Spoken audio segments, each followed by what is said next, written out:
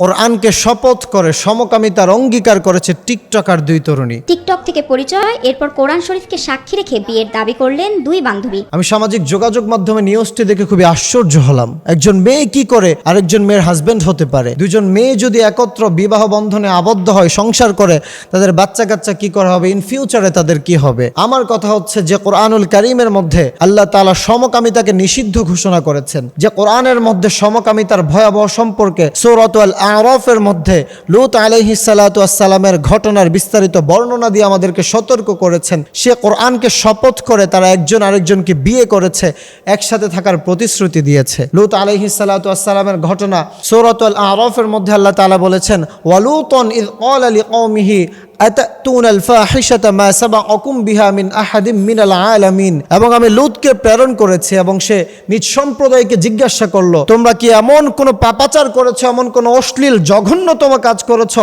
যা তোমাদের আগে সারা বিশ্বের কেউ করেনি? এরপর আল্লাহ বলছেন, ইন্নাকুম লা তাতুনার রিজাল শাহওয়াতাম মিন দুনিন নিসা বাল আনতুম কওমুম মুসরিফুন। তোমরা তো কামবশত পুরুষদের কাছে গমন করো নারীদেরকে ছেড়ে, এবং তোমরাই সীমা অতিক্রম করেছো। অর্থাৎ লূত আলাইহিস সালাতু ওয়াস সালামের জামানার মধ্যে সবচাইতে বেশি জঘন্যতম পাপ হতো সমকামিতা। ছেলে ছেলেদের বিয়ে, মেয়ে মেয়েদের বিয়ে, এটা খুবই সাধারণ, খুবই নর্মাল একটা ব্যাপার ছিল, যেটাকে আমাদের সমাজ গে অথবা লেসবিয়ান নামে চিনি। এবং তখন সেই মুহূর্তে আল্লাহ তাআলা আযাবের ফেরেশতাকে প্রেরণ করে লূত আলাইহিস সালাতু ওয়াস সালামের কাছে খবর পাঠালেন, হে লূত, তোমার কওমকে, তোমার জাতিকে ধ্বংস করে দেওয়া হবে, কেননা তোমার জাতি সমকামিতার মতো এত বড় একটি পাপাচারের মধ্যে লিপ্ত আছে। এবং শুধু তাই নয়, তোমার স্ত্রীকেও ধ্বংস করে দেওয়া হবে, কেননা তোমার স্ত্রী অবিশ্বাসের মধ্য হতে অন্যতম। এবং তখন লূত আলাইহিস সালাতু ওয়াস সালাম চিন্তায় পড়ে গেলেন। তখন ফেরেশতা লূত আলাইহিস সালাতু ওয়াস সালামকে সান্ত্বনা দিয়ে বললেন, তোমার স্ত্রীকে এক শর্তে মাফ করে দেওয়া হবে, যদি তোমার স্ত্রী আযাবের সময় পিছনে ফিরে না তাকায়। তখন লূত আলাইহিস সালাতু ওয়াস সালাম তার স্ত্রী এবং পরিবারদেরকে নিয়ে যখন গোটা জাতি ছেড়ে যাচ্ছিলেন, তখন আযাব শুরু হয়ে গেল এবং লূত আলাইহিস সালাতু ওয়াস সালামের অবিশ্বাসী স্ত্রী পিছনে ফিরে তাকালেন এবং আল্লাহ তাআলা গজব দিয়ে তার স্ত্রীকে মূর্তি বানিয়ে দিলেন। এবং আজও এই মূর্তির স্থাপনা জর্ডানের জমিনের মধ্যে রয়ে গিয়েছে। এই ঘটনা থেকে আমরা বুঝতে পারি সমকামিতা এটা খুবই জঘন্যতম একটি অপরাধ। আমরা যদি হাদিসের দিকে দেখি, বিশ্বনবী সাল্লাল্লাহু আলাইহি ওয়াসাল্লাম বলেছেন, যারা সমকামিতা করে লূত আলাইহিস সালাতু ওয়াস সালামের জামানার নিকৃষ্টতম কাজের মধ্যে জড়িয়ে যায় এবং যার সাথে এটা করা হয়, দুজনকে হত্যার আদেশ দিয়েছে।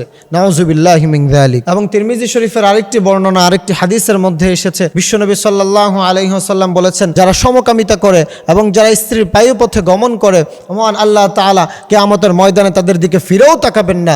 নাউজুবিল্লাহ। মহান আল্লাহ তাআলা যদি কিয়ামতের ময়দানে আপনার দিকে ফিরে না তাকান, তাহলে সেদিন আপনার অবস্থা কি দাঁড়াবে? এজন্য এই সমকামিতাকে কোনোভাবেই প্রমোট করা যাবে না। বিশেষ করে টিকটক নামের যে অশ্লীল প্ল্যাটফর্মটি আছে, এটার কারণে সমাজের মধ্যে সবচাইতে বেশি পাপাচার আর অশ্লীলতার প্রমোট হয়ে যাচ্ছে। এজন্য টিকটককে না বলতে হবে এবং যারা সমকামিতা করছে তাদেরকেও রুখে দিতে হবে। এবং আপনার সন্তান সোশ্যাল মিডিয়াতে কি ব্রাউজ করছে, কার সাথে কথা বলছে, চ্যাটিং করছে, এ ব্যাপারেও আপনাকে সতর্ক থাকতে হবে, অন্যথায় আপনার সন্তানও সমকামী সন্তান হয়ে যেতে পারে। মহান আল্লাহ তাআলা আমাদের সবাইকে সমকামিতার মতো এত জঘন্যতম একটি পাপ থেকে হেফাজত করুক।